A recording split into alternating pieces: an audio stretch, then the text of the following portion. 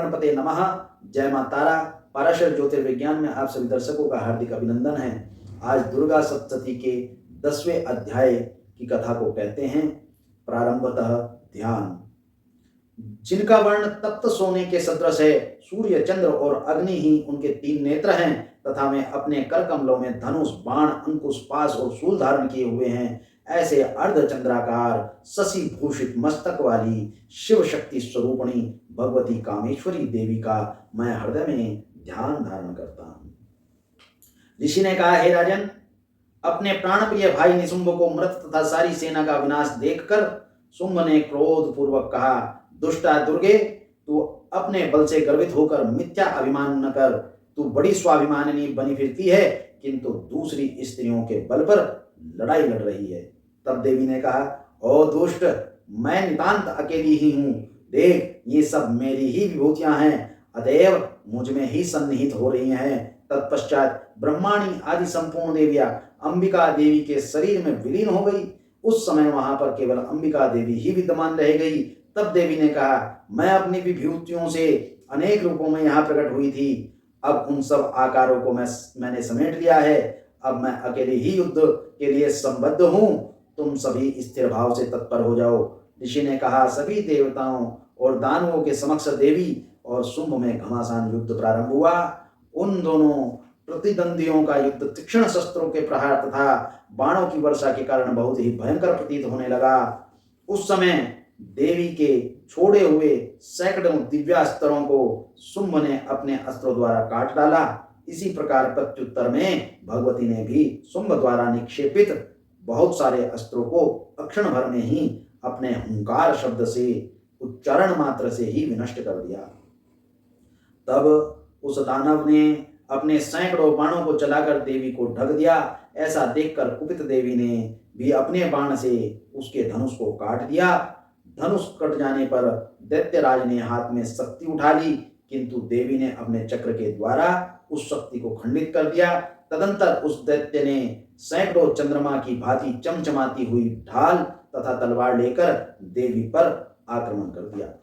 तब चंडिका ने उसके आते ही अपने तीक्ष्ण बाणों से उस चमचमाती हुई ढाल तथा तलवार को काट दिया। इसके बाद उस दानव के घोड़ों और सारथी मृत्यु को प्राप्त हुए।